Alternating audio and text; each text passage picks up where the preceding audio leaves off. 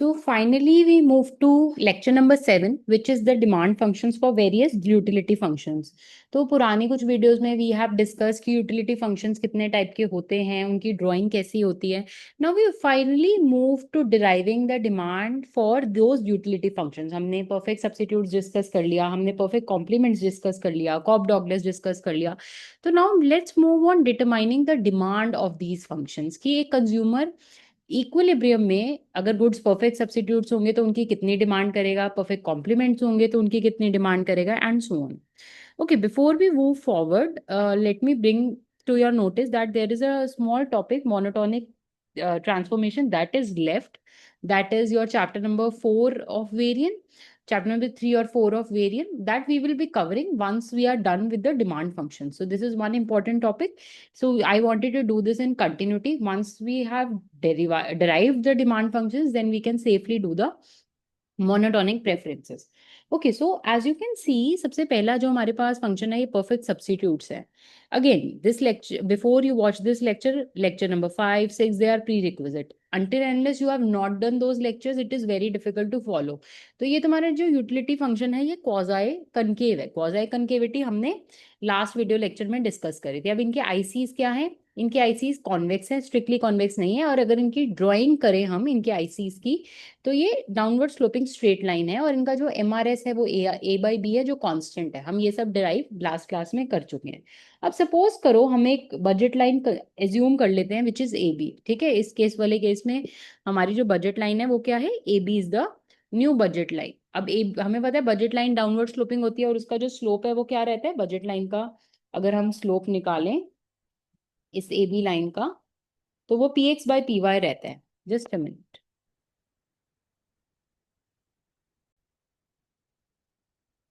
तो minus P X by P Y जो है बजट लाइन का स्लोप रहता है, minus because budget line downward sloping है, और P X by P Y हमारे प्राइस रेशियोज को रिप्रेजेंट करते हैं. अब हमारा ये यूटिलिटी फंक्शन है 2x प्लस वाई.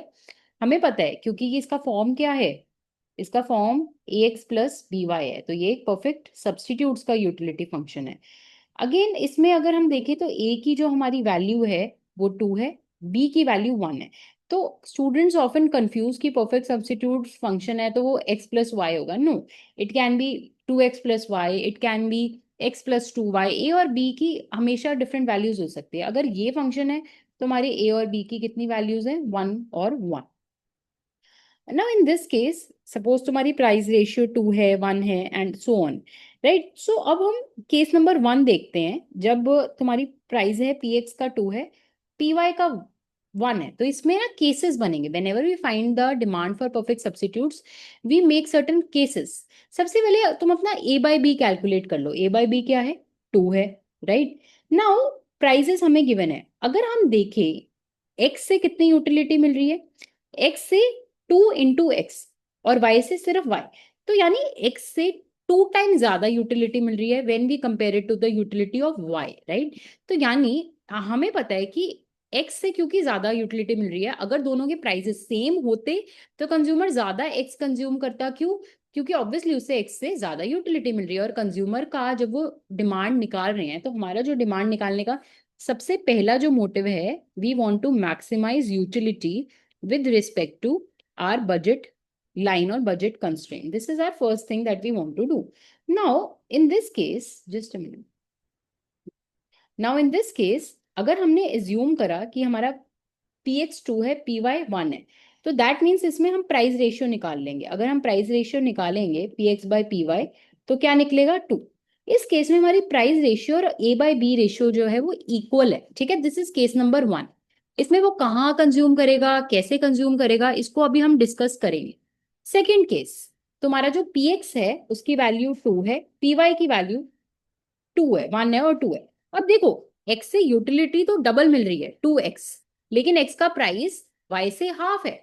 तो इस केस में अगर कुछ भी अगर कंज्यूमर को चूज करना है, अब हमें पता है परफेक्ट सब्स्टिट्यूट्स में कॉर्नर सॉल्यूशन भी पॉसिबल है. कॉर्नर सॉल्यूशन भी पॉसिबल है. क्यों? क्योंकि इस केस में जो यूटिलिटी फंक्शन है वो स्ट्रिक्टली कॉन्वेक्स नहीं है, राइट. तो basically averages are not preferred over extremes. So in this case if we see, तो consumer will consume only x. ठीक है, थर्ड नंबर केस। अभी हम इसको और डिटेल में करेंगे, अभी हम सिर्फ एक जनरल व्यू समझ रहे हैं। अगर पी एक्स 3 है और पी वाई 1 है, देखो पी एक्स 3 टाइम्स महंगा है वाई से, लेकिन एक्स से हमें कितनी यूटिलिटी मिल रही है, 2 टाइम्स ज्यादा। तो अगर लेकिन महंगा वो 3 टाइम्स है, तो कंज्यूमर इसमें क्या करेगा, सिर्फ वाई कंज्यूम करेगा। अच्छा, one thing to note now, इस वाले केस में जब हमने 3 केसेस बनाए, तो हमने ये देखा कि हमारे पास कॉर्नर सॉल्यूशन आ रहा है। कॉर्नर सॉल्यूशन का मतलब समझते हैं, इंटीरियर और कॉर्नर सॉल्यूशन का। सबसे पहले सी, जब भी कंज्यूमर सिर्फ ओनली वन गुड कंज्यूम करता है सॉल्यूशन में, इक्विलिब्रियम में, ओनली या तो वो एक्स पॉजिटिव और वाई जीरो, या तो दूसरा केस हो सकता है एक्स जीरो और वाई पॉजिटिव। ठीक है, इफ दिस हैपन्स और दिस हैपन्स, तो इसको हम बोलते हैं कॉर्नर सॉल्यूशन या boundary solution, right. Second thing that might happen is that in this case, अगर कंज्यूमर एक्स भी पॉजिटिव कंज्यूम करता है, वाई भी पॉजिटिव, ठीक है, मतलब कि एक्स की भी कुछ पॉजिटिव क्वांटिटी, वाई की भी, तो इसको हम बोलते हैं इंटीरियर सॉल्यूशन। अब हम कुछ रूल्स समझ लेते हैं अपने डिमांड फंक्शन के लिए। देखो, अगर हमारा प्रेफरेंसेस जो हैं वो स्ट्रिक्टली कन्वेक्स हैं, स्ट्रिक्टली कन्वेक्सिटी हम कैसे पता लगाएंगे, हमने लास्ट वीडियो लेक्चर में एक कंडीशन देखी थी। हमने देखा था एमआरएस जो है वो डिमिनिशिंग होना चाहिए। तो ये कंडीशंस अगर हमारी पूरी हैं, तो उस केस में हमारा जो आईसी है वो क्या है, स्ट्रिक्टली कॉन्वेक्स। स्ट्रिक्टली कॉन्वेक्स यानी उसकी शेप ऐसे होगी।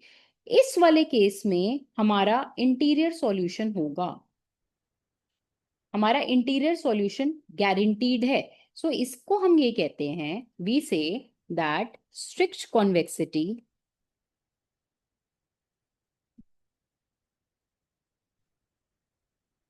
strict convexity is a sufficient condition for interior, इसको यूनिक इंटीरियर सॉल्यूशन, यानी एक ही सॉल्यूशन होगा, एक ही इक्विलिब्रियम होगा। और ये सॉल्यूशन किस पॉइंट से दिया जाएगा, अगर हम, मेरे को ये पॉइंट ढूंढना है, तो मैं क्या फॉर्मूला लगाती हूँ, मैं करूंगी M R S is equal to P1/P2। तो जिस पॉइंट पे ये सेटिस्फाई होगा, सबसे पहले क्या चेक करेंगे, कन्वेक्सिटी। कन्वेक्स है तो हम ये कंडीशन लगा देंगे, जिस पॉइंट पे ये कंडीशन सेटिस्फाई होगी, तो इसमें E is the interior solution. ठीक है, पॉइंट नंबर 1। अगर प्रेफरेंसेस स्ट्रिक्टली कॉन्वेक्स नहीं है, तो उसके हम कुछ केसेस बनाएंगे। ठीक है, सबसे पहला केस हमने देखा परफेक्ट सब्स्टिट्यूट्स का।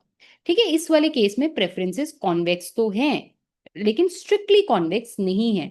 इसका जो यूटिलिटी फंक्शन है वो लीनियर है। So how does the utility function look like in this case,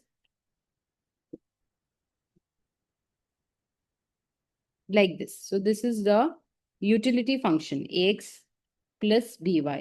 In this case, this condition is not fulfilled, so that means हम ये सिर्फ ये लगा के नहीं देख सकते कि ई इंटीरियर सॉल्यूशन है या नहीं, we have to check another things as well. So what we do in this cases, in this case we make 3 cases, right. In case of perfect substitutes, या तो ये केस जब हमारा जो ए बाई बी क्या है, हमारा M R S is equal to Px/Py, ये केस नंबर 1 हम बनाते हैं। देखो, अगर Px/Py क्या है हमारा, this is the slope of budget line, and what is this is the slope of indifference curve, right? So ये अगर जब कंडीशन पूरी होगी, तो हमारा क्या होगा, इंटीरियर सॉल्यूशन होगा। नाउ इन दिस पॉइंट, इसमें अगर स्लोप्स इक्वल है, कोई भी लाइन का स्लोप इक्वल है, तो दैट मीन्स वो इंटरसेक्ट कर जाएंगी। अगर हम स्लोप इक्वल है, तो अगर u0 u1 u2 ये हमारा इंडिफरेंस मैप है, और हमारी बजट लाइन कौन सी है, ए बी। अब देखो, कंज्यूमर u1 पे कंज्यूम नहीं कर सकता, क्यों, ये आउट ऑफ बजट है, और वो u2 पे वो कंज्यूम करेगा नहीं, क्योंकि इससे उसकी यूटिलिटी कम होती है। तो यानी ये जो रेड डॉटेड लाइन है ये वो लाइन है जहां पर तुम्हारा एमआरएस और बजट लाइन का slope P X by P Y जो है वो इक्वल है, राइट। तो कंज्यूमर किसी इस पॉइंट पे कंज्यूम करेगा। तो यानी हमारे जो सॉल्यूशन है इस केस में, कोई भी एक पॉइंट कंज्यूमर चूज कर सकता है, लेकिन वो जो एक पॉइंट है वो कौन सा होगा? Let in this case demand X जो होगा वो 0 to m/px, बेसिकली एक्स का कोई भी ये रेंज हो सकता है और वाई का कोई भी ये रेंज हो सकता है। तो कंज्यूमर सपोज इस पॉइंट पे कंज्यूम करता है तो वो कितना एक्स कंज्यूम करता है, इतना, कितना वाई ये। तो इसकी ये रेंज हम फाइंड कर लेते हैं, ये रे और वाई की भी हम एक रेंज फाइंड कर लेते हैं, ठीक है। सो इस केस में हमारा एक और पॉइंट है, देखो यहां पर मैं क्लोज ब्रैकेट लगा रही हूँ, यानी मेरा एक सॉल्यूशन इसमें ये भी हो सकता है कि एक्स की कंजम्पशन 0, वाई की कंजम्पशन m/py, ये भी एक पॉइंट हो सकता है। एक में एक्स की कंजम्पशन m/px, वाई की कंजम्पशन 0, तो ये कॉर्नर सॉल्यूशन भी इस केस में पॉसिबल है हमारे केस में। तो इस केस में इंटीरियर सॉल्यूशन भी पॉसिबल है, कॉर्नर सॉल्यूशन, तो कंज्यूमर इन सब पॉइंट्स में से किसी भी एक पॉइंट पे कंज्यूम कर सकता है, कॉर्नर भी हो सकता है और इंटीरियर भी हो सकता है। केस नंबर 2 हमारा क्या बनता है? केस नंबर 2 हमारा बनता है जब हमारा जो एमआरएस है that is less than our price ratio. MRS less यानी कि कोई भी किसी भी चीज का जब स्लोप लेस होता है तो हमें पता है कि वो जो लाइन होती है वो फ्लैटर होती है। तो यानी आईसी फ्लैटर है और बजट लाइन जो है वो क्या है? स्टीपर है, ठीक है। अगर इस केस में ए बी हमारी बजट लाइन है, हम हर केस में ए बी बजट लाइन मान रहे हैं, ए बी हमारी बजट लाइन है, तो इसमें हमें पता है कि तुम्हारा जो आईसी है वो फ्लैटर होगा। फ्लैटर, ये जो हमने U0 और U1 बनाया है, देखो ये लाइंस फ्लैट है as compared to A B. तो ये जो मैप है U0 और U1 ये फ्लैट लाइंस है और ए बी जो है वो स्टीपर है। अब इसमें U0 और U1 जो है इसका जो स्लोप है वो कम है, तो MRS is less, right? Why? Because they are flatter, we can see. अब इस वाले केस में अगर हम यूटिलिटी को मैक्सिमाइज करने की कोशिश करें, सबसे पहले तो बात है कि दोनों के स्लोप्स अलग हैं, आईसी कॉन्वेक्स नहीं है तो हम लग्रांजियन नहीं लगा सकते इस केस में, ठीक है। तो अगर हम इस केस में देखें तो पॉइंट नंबर ए पे अगर हम देखें तो हमारी जो यूटिलिटी है वो क्या है? U1। और क्या ये अफोर्डेबल है? हाँ अफोर्डेबल है, क्योंकि हम ए बी पे हैं। तो यानी कंज्यूमर किस पॉइंट पे कंज्यूम करेगा? Point number A. And what is the consumption on this point? 0 quantity of X and Y की कितनी क्वांटिटी? ये। और ये बाउंड्री सॉल्यूशन का केस है। ये कौन सा केस है? When MRS is less than P X by P Y. Third case हम इसमें देख लेते हैं। थर्ड केस उल्टा हो जाता है, हमारा एमआरएस ग्रेटर है। देखो जब एमआरएस हमारा बड़ा है तो यानी जो आईसी है that is steeper than budget line, right? So IC is steeper than budget line. अब इस केस में हमारा जो आईसी है वो क्या है? सो in this case your black lines are your IC, right? They are steeper, so you can see this line here is steeper as compared to the AB line. So when they are steeper, so that means if you see utility कहाँ maximise हो रही है? Utility इस point पे maximise हो रही है। देखो अगर हम ये पॉइंट लेंगे, ए पॉइंट लेंगे अगर, तो इसमें आईसी लोअर है, बजट लाइन तो सेटिस्फाई हो रहा है, मतलब बजट के अंडर तो है point number A, but at point number B we get maximum utility with respect to the budget line. So that means point B is the solution in this case. ये corner solution है, यानी एक boundary solution है। तो perfect substitutes के case में तीन cases बनते हैं depending on the values of MRS and PX by PY. Now इसका हम जो डिमांड फंक्शन है उसको कुछ ऐसा लिखते हैं, you can see the function on the screen. m/px when this happens, so this is nothing, ये तुम्हारा जो पहला वाला है ये वाला केस है, ये this is this case, right? जो दूसरा वाला है तुम्हारा, this is your px by py greater than a by b, and then you have the third case जिसमें हमारे पास एक इंटरवल आ जाता है।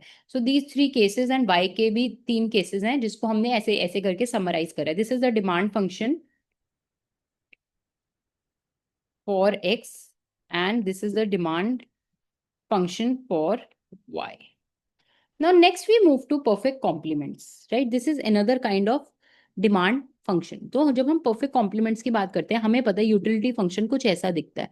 तो अगर हमने एक cup, if we have one cup of tea with two spoons of sugar, x is your tea and 2 is your sugar. तो that means x की value, x क्या है 1 cup of tea or is like half of y. Half of y basically why? Because if we take one cup of tea then it has to be with 2 spoons of sugar. So इस case में जो तुम्हारा utility है वो कुछ ऐसा दिखेगा. Or we can write like this as well, right? Y 2x comma y, because see in this case 2x is equal to y. 2x is equal to y means 2x is equal to y. तो अगर मैं इसमें x की value 1 डालूं यानी 1 cup of चीनी तो y कितना आएगा 2 spoons of sugar, right? So in this case 2x is equal to y. On the other hand इसमें कुछ नहीं करा, अगर हम इसको दोनों साइड्स को 2 से डिवाइड कर दूं so this is what it becomes. So that means this is how you represent the utility function. इसका इंट्यूशन दोबारा समझ लेते हैं. See your 1 cup of tea is equal to 2 tablespoons of sugar, right? तो x 2x is equal to Y, meaning अगर मैं यहाँ पर x की वैल्यू 1 डालूं तो y की वैल्यू आ जाएगी that is 2, right? So this is how it we represent these functions, right? And you can mug this as well कि इसमें अगर ये 1 है ये 2 है तो how to write these functions like this. एक example we can mug it up and then we can just write the utility function. Second thing is कि इसमें कंज्यूमर क्या क्वांटिटी x और y की कंज्यूम करेगा, ठीक है? इस वाले केस में हमें पता है कि consumption happens at the kink and at the kink we know that x and y this thing has to be equal to this thing. अब जब हमने एक बार यूटिलिटी फंक्शन ऐसा क्रिएट कर लिया ए एक्स और बी वाई के टर्म्स में, इस वाले केस में हमारा जो a है इस वाले में a की वैल्यू है 2, b की वैल्यू है 1, ठीक है? Now in this case all you have to do, you have to put 2x is equal to y. तो यानी हमें एक रिलेशन मिल गया x और y के बीच का, और हम इसको ऐसे भी लिख सकते हैं. अगर मैं ये वाला यूटिलिटी फंक्शन उठाऊं जिसमें a की वैल्यू क्या है 1, b की वैल्यू है हाफ, तो इस वाले केस में x is equal to half y भी लिख सकती हूँ. Now in the budget line is given. अगर मैं ये वाली इक्वेशन बजट लाइन में डाल दूं तो x की जगह मैं क्या डाल दूं, हाफ y डाल दूं, तो मेरी ये इक्वेशन आ जाएगी. Now if I solve this in terms of y we get this solution. उसी तरह x की वैल्यू क्या थी, x की value was half of y, ये निकाल के हमने वैल्यू दे ली, हमारी x की वैल्यू आ गई. सो this is how you get the demand functions. I'll share this document with you. You can go through it nicely. Third types of preferences is quasi-linear preferences. This is very well in your variant. Quasi-linear preferences को थोड़ा सा मतलब समझ लेते हैं. देखो दो goods है x और y. देखो x वो गुड है जिसकी कंजम्पशन हम बहुत लिटिल करते हैं. ये क्वाजाई-लीनियर फॉर्म में, ये टोटल लीनियर फॉर्म में नहीं है. फॉर एग्जाम्पल टूथपेस्ट की बात करते हैं. Suppose x is toothpaste. तो अब अगर किसी की इनकम बहुत बढ़ गई तो एक्स की कंजम्पशन कोई वो बहुत ज्यादा बढ़ा नहीं देगा या बहुत ज्यादा कम नहीं कर देगा, राइट? लेकिन वाई की कंजम्पशन इनकम के साथ बढ़ेगी भी और घटेगी भी, ठीक है?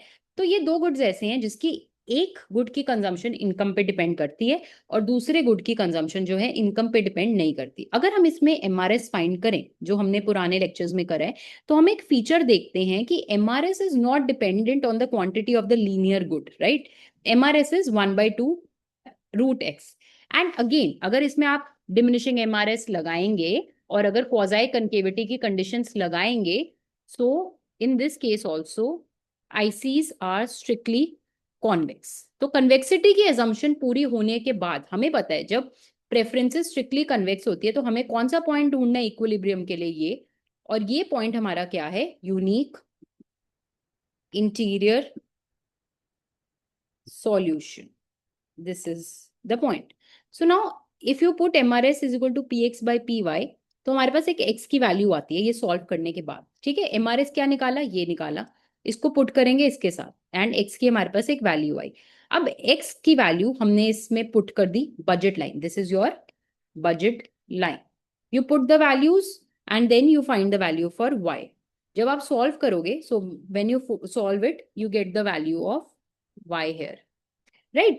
In this case there is a unique feature about the value of y. The unique feature is, इस केस में अगर हम ध्यान से देखें तो y की वैल्यू नेगेटिव भी हो सकती है, क्योंकि यहाँ पर देखो एक नेगेटिव का टर्म है, तो उसको रूल आउट करना है। बेसिकली हमें पता है कि y हमेशा पॉजिटिव रहेगा।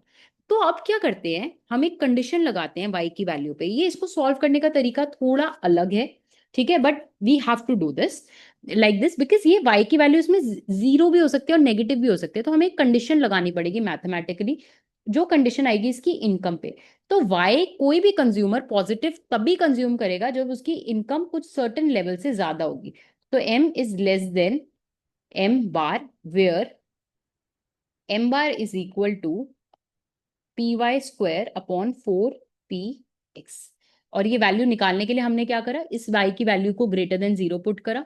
जब हमने ग्रेटर देन जीरो पुट करा तो हमारे पास m बार पे कंडीशन आ गई। Now the next thing is, अब हम डिमांड फंक्शन देखते हैं कि कैसे लिखेंगे। देखो ये x की जो वैल्यू है, ये हमने जब कंडीशन पुट करी M R S is equal to P X by P Y, जब हमने ये कंडीशन लिखी तो उससे ये x की वैल्यू आ गई थी, ठीक है।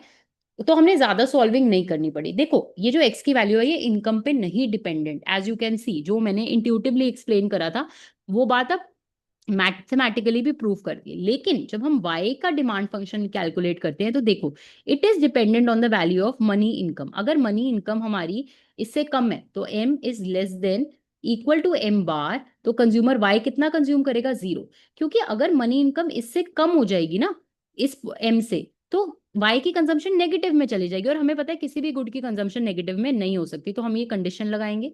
उसके बाद अगर m is greater than this, so y की वैल्यू ये रहती है। इसको डायग्रामेटिकली कैसे रिप्रेजेंट करते हैं, ऐसे। सो अगर ये जो मैंने पॉइंट मार्क करा है ये तब होता है अगर सपोज हमारी इनकम कम है, तो हम ये वाले पॉइंट पे कंज्यूम करते हैं जहां पर y की कंजम्पशन क्या है, जीरो। लेकिन हम देखते हैं जैसे जैसे कंज्यूमर की इनकम बढ़ती रहती है, ठीक है, वो ये वाले पॉइंट पे कंज्यूम करता है, और उसके बाद और भी बढ़ती है तो वो ये वाले पॉइंट पे कंज्यूम करता है। लेकिन अगर इनकम बहुत कम रहती है तो वो वाई की वैल्यू जीरो होती है। ये वो वाला पॉइंट है जहां पर हम यहाँ आए, right. So in this case अगर हम आईसीस की ड्राइंग करें, so they are vertical translates of each other. Vertical translates means it is touching your X axis like this and like this, right. Next, this is another kind of utility function. इसमें हमने last lecture में भी discuss करा था। इसमें जो y है is a bad. When y is a bad, तो कोई भी कंज्यूमर उसका पॉजिटिव क्वांटिटी नहीं कंज्यूम करेगा। इस केस में आईसी का शेप अपवर्ड स्लोपिंग रहता है और x ही कंज्यूम करेगा। पूरी इनकम अगर x पे लगाएगा तो ये एक्सपेंडिचर रहेगा, ठीक है। This is not in your, this equation is not in your variant but it's a add on. फिर न्यूट्रल गुड्स है, you can go through it, you can also leave it. Y, because it's not in your variant. फिर उसके बाद आता है हमारे पास concave IC. Concave IC ऐसा दिखता है। अगर आप इसका वो वाली एक जो बड़ी कंडीशन मैंने दी थी वो फाइंड करेंगे, अगर आप इसका एमआरएस दिखेंगे तो इसका जो एमआरएस है वो इंक्रीजिंग है। तो अगर हमारा एमआरएस इंक्रीजिंग होता है तो हमारे आईसीज ऐसे कॉनकेव दिखते हैं। जब हमारे आईसीज कॉनकेव दिखते हैं तो दैट मीन्स हमें पता है कि हम ये वाली condition M R S is equal to P X by P Y जो है वो नहीं यूज कर सकते। तो जब हम ये कंडीशन नहीं यूज कर सकते तो that means there is a corner solution. In this case consumer या तो पॉइंट नंबर ए पे कंज्यूम करेगा या फिर तो पॉइंट नंबर बी पे कंज्यूम करेगा, depending on a lot of other things. अब किस पे कंज्यूम करेगा, we are not getting into that here, but concave preferences पे there will be a boundary solution. Either it can be x or either it can be y, depending on the shape of ICs and the budget line. So next I told you that we are left with a topic of monotonic transformation. Just a minute. So इससे पहले हमने ये वाला utility function और ये वाला utility function last lecture में discuss कर लिया था, जिसमें हमने लग्रांज लगाया था, राइट। अगर हम इसकी एमआरएस निकालेंगे या तो वो एक बड़ी वाली जो कंडीशन आपको क्वाजाई कनकेविटी की दी थी वो less than zero greater than zero वाली, और एक एमआरएस निकालेंगे तो ये डिमिनिशिंग आएगा, ठीक है। तो डिमिनिशिंग आते ही इन फंक्शंस के लिए हमें पता है जो हमारे आईसीज हैं वो क्या है, स्ट्रिक्टली कॉन्वेक्स। स्ट्रिक्टली कॉन्वेक्स है तो हम इसमें कौन सा रूल लगा सकते हैं, सीधा हम ये वाला M R S is equal to P X by P Y वाला रूल जो है यहाँ पर लगा सकते हैं इन दोनों फंक्शंस में। जैसे ये रूल लगा लेंगे हमारे पास एक्स और वाई का डिमांड फंक्शन आ जाएगा। Now Next topic that we have to move is that is monotonic transformation. We pick this topic with the small little topics that are left from this in the next lecture. And this completes your demand function. Kindly practice this function and this function where you will find X star and Y star respectively. So this finishes your demand function. It is a bit complex, but go through the document very well.